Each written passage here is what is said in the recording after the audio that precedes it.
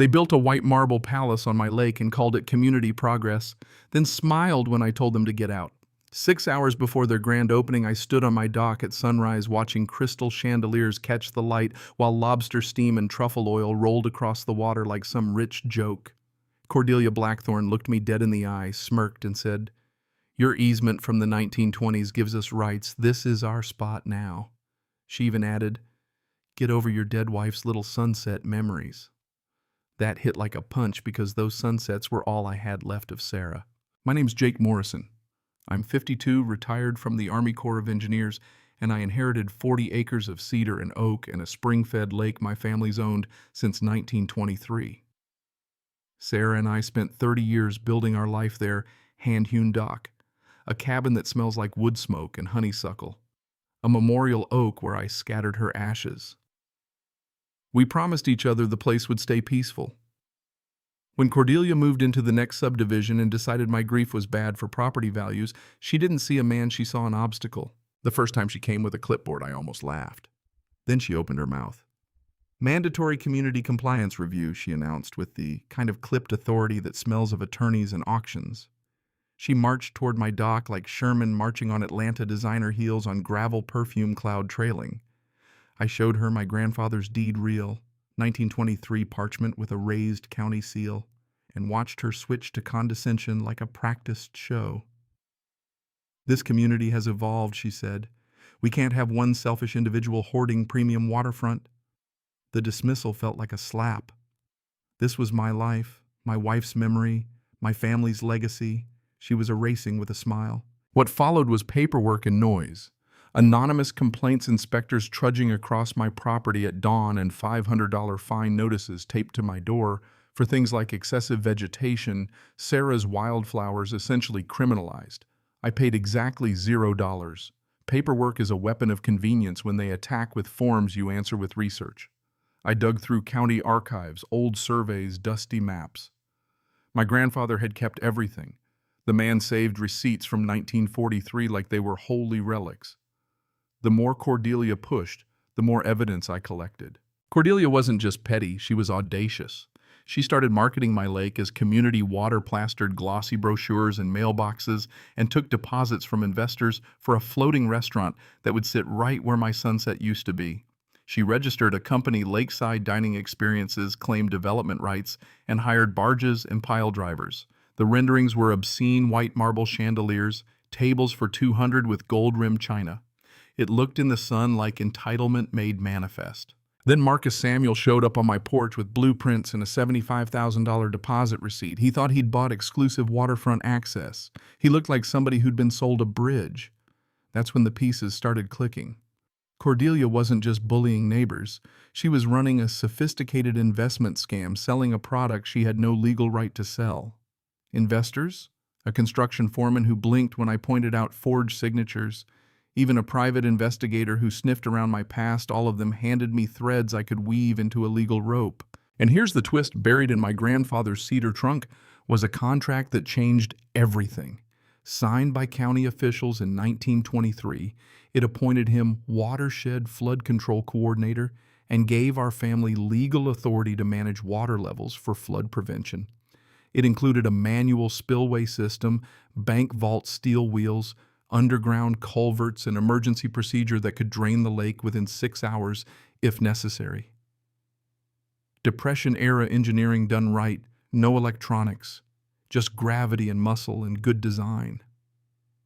In a dusty basement surrounded by quilts and old National Geographic, I found the tool to defend what Cordelia had tried to steal. I drove to the county with photocopies under my arm.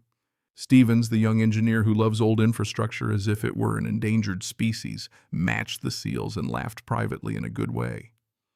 "This contract is valid," he said. "We should schedule maintenance." I smiled because sometimes history gives you a hand. I filed official notice for routine flood control maintenance on the very weekend of Cordelia's opening and called in favors Colonel Mike Patterson, who'd supervised controlled demolitions and drainage ops in 3 states, came to witness and document. Marcus Samuel helped expose the investor fraud. The private investigator hired to dig dirt on me switched sides when he realized his client was a con artist. Cordelia escalated in ways that made me shake my head and then steel my nerves. She staged community wellness walks that stomped through Sarah's memorial flowers, paid actors to protest me, tried to bribe a county commissioner with cash taped to a windshield, and came at my spillway at night with bolt cutters caught on infrared cameras like a pantomime of guilt. She forged my signature on permits. She mortgaged her house and spent investor deposits on marble and chandeliers. She had become invested not emotionally, financially, in a machine that would collapse if the truth came out. Opening day arrived with crystal skies and a TV crew, because nothing says soap opera like being on the 6 o'clock news while your life is being bulldozed. The floating pavilion gleamed guests in suits and shimmer seafood on swanky platters. At 11 a.m., with Deputy Sheriff Clark standing by and County Engineer Stevens on the radio, I turned the wheels my grandfather had left behind. The first gate groaned open, a sound like an old steam engine waking up. Then the lake began to drop. 2 feet, 3 feet, the platform tilted. Kitchen equipment slid champagne bottles, rolled like expensive bowling balls. Guests in evening wear were ankle-deep in mud. Cameras rolled. Cordelia screamed about sabotage, tried to bribe an inspector in broad daylight, and finally found herself in handcuffs when Agent Sarah Samuel from the Financial Crimes Unit arrived with a warrant. Wire fraud, money laundering conspiracy. Her empire of mirrors and paperwork dissolved into depositions and court dates. The HOA dissolved after audits revealed more embezzlement than community improvement. Investors began to get some of their money back, and the county enforced what the law had quietly protected for nearly a century. There were nights I lay awake wondering if I'd gone too far, if a man in his 50s should be spending his life fighting neighbors instead of making peace with loss. I sat on the dock with Sarah's sketchbook, its pages faint with cedar smell, and felt the tug between vengeance and protection. That tension kept me honest. It kept me writing dates, recording conversations, and backing up surveillance footage. When you document cruelty, you rob it of surprise. After the arrests, apologies started trickling in, awkward, late, but real. Neighbors who'd clapped at ribbon cuttings brought casseroles and said, "We didn't know which is a hard kind of regret." Rebuilding meant work, so we did the work trails, fixed native flowers, replanted canoe routes, cleared. Tom and Martha Hendress, whose farm borders mine, and who remembered watching my grandfather test the spillway as kids, helped organize a conservation program. The floating platform was dismantled and recycled into materials for an environmental education center. Ironic and perfect, Cordelia's monument to greed became shelter for learning. The lesson isn't tidy, moralizing, it's a quiet realization that stewardship matters more than ownership. My grandfather didn't just build gates and culverts, he built a responsibility that outlived him and protected a community. Power without humility is dangerous. History, if you pay attention, can be a shield.